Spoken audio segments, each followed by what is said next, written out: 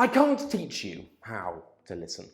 Sorry, I'm good, but I'm not that good. And I cannot teach you every word that you might need for the B2 First listening exam.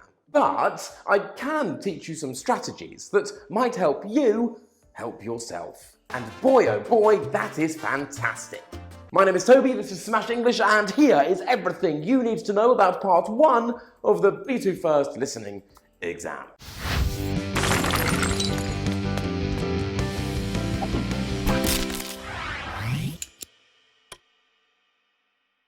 So, what do you need to do?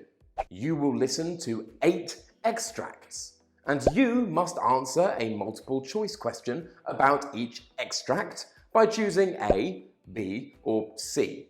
And you will listen to each extract twice. Yeah, and that's it. Bye! No, wait. There is more. Let's look at some sample questions and see what part 1 of the B2 First listening exam is trying to get us to do. That way, we can try and do it really, really well. Yeah? Yeah, let's go. You hear 2 people talking about a reality TV show. Before you hear the audio extract, a speaker will read the context to you, but they will not read the question or the possible answers. Oh yeah, also, you will not have time to read the question and the options before the recording is played. Yeah, I'm sorry about that. For this question, the context is, you hear 2 people talking about a reality TV show. And this is really useful information because now you know that you need to listen to 2 people and you know they're going to be talking about a reality TV show. So immediately in your head you start brainstorming vocabulary and things related to reality TV. Great! So, the question is, what is the man's attitude to Love Factory? This should help us guide our focus while we listen. Also, it means that we know we're going to be listening to a man and a woman. Yeah, and we should be focusing on the man's attitude and not the woman's attitude, right? Yeah, that's obvious. Yeah? We have 3 possible options. Now, notice how all of these options are structured similarly. And Cambridge have done this on purpose to make our lives easier.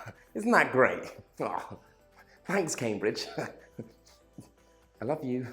You will notice that all of these options are quite similar, so pay attention to the differences. Remember that Cambridge are incredibly kind and they will let you listen to the audio recording twice.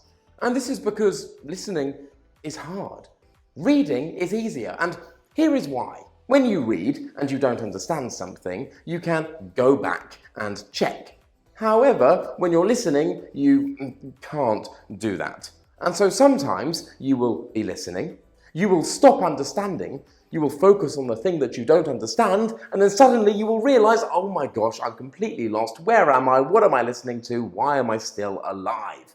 And that is a terrible thing. Because seriously, if you get lost in a listening, there is no way to go back.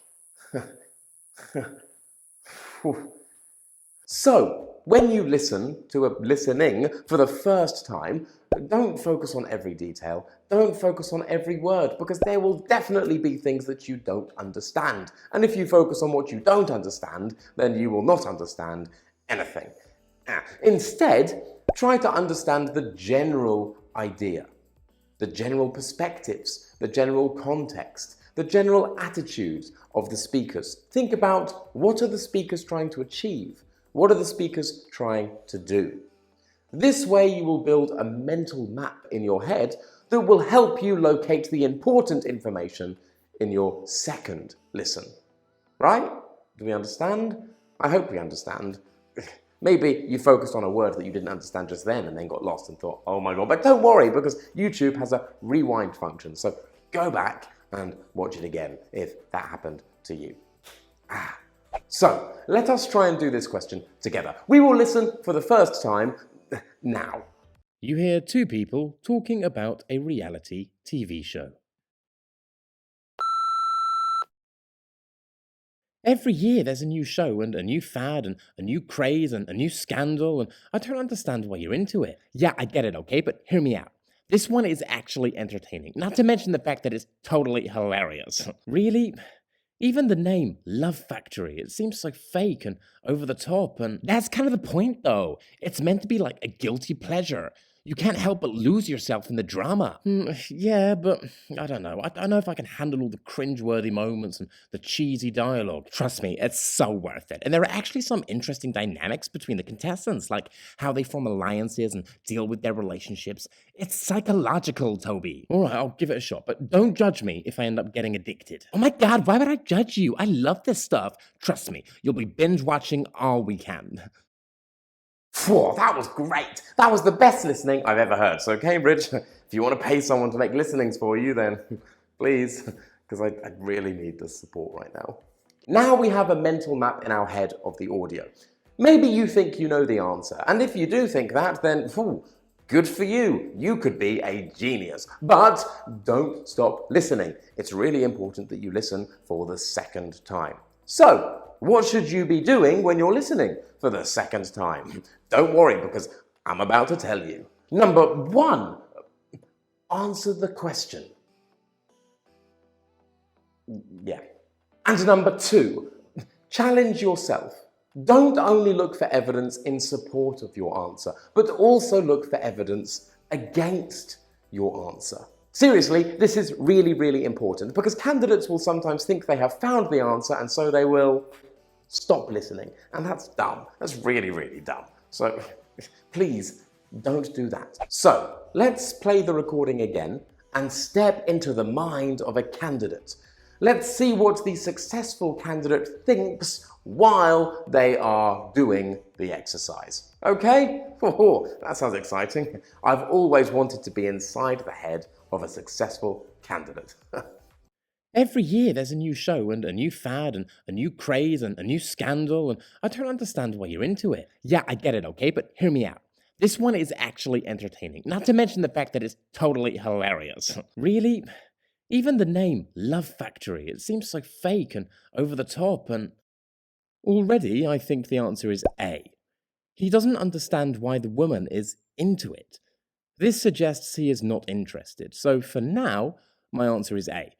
Let's continue listening to try and find evidence in support of or against this answer. That's kind of the point, though. It's meant to be like a guilty pleasure. You can't help but lose yourself in the drama. Yeah, but I don't know. I don't know if I can handle all the cringeworthy moments and the cheesy dialogue. Trust me, it's so worth it. And there are actually some interesting dynamics between the contestants, like how they form alliances and deal with their relationships. It's psychological, Toby. Now I am building evidence against A. The man says, I don't know. So my answer is moving from A to C. This does not yet mean A is impossible, so let's keep listening. Alright, I'll give it a shot, but don't judge me if I end up getting addicted. Oh my god, why would I judge you? I love this stuff. Trust me, you'll be binge watching all weekend. And now finally, it seems our answer is B. The man says he will give it a shot, and the woman makes a prediction about the future with, you'll be binge watching all weekend. Marvellous! Now, let's look at another question. You hear a pop star talking about his new single. Now, this question is trying to trick you. So I would like you to do 2 things. Instead of only focusing on what the correct answer is, I would like you to think about what some candidates might get confused with. Ask yourself, how are these questions trying to mislead me? Because honestly, Cambridge can be devious, little fellows, and sometimes they will try to convince you to pick the wrong answer because really, they are terrible. Cambridge, I didn't mean that. I love you. I want to make listening materials for you. Please give me a job. I'm desperate. Please. You hear a pop star talking about his new single. Hey guys, I'm so excited to share my latest single with you all. It's been an amazing journey creating this track and I'm thrilled with how it's turned out. I've been experimenting with different sounds and styles lately, and I think you're really going to love what we've come up with. I wanted to challenge myself, and I feel like this single represents a fresh start for me as an artist. I hope you all enjoy listening to it as much as I enjoyed making it. Thank you for your support, and keep rocking. Yeah. The answer is A. We know that because he says, I've been experimenting with different sounds and styles lately, and also that I feel like this single represents a fresh start for me as an artist. But what about the other options? How are they trying to trick us? Well, look at B. Some candidates may confuse the words latest and lately with late, suggesting that this means the single took a long time to produce. I'm so excited to share my latest single with you all. I've been experimenting with different sounds and styles lately, and what about C? The speaker says, I wanted to challenge myself, and this could mean that there was some struggle involved, maybe. So why is the answer not C? A struggle is negative. A struggle is not enjoyable. The speaker says, it's been an amazing journey creating this track, and I hope you all enjoy listening to it as much as I enjoyed making it. Secondly, here, I wanted to challenge myself, and does not mean to do something with great difficulty. Instead, in this context, it suggests the speaker is trying something new. And with that, we have finished. Those are all the tips and tricks that you need to know to deal with part 1 of the B2 First listening exam. If you like this video, don't forget to smash that like button, subscribe if you haven't already, leave a comment down below. My name is Toby, and this was Smash English.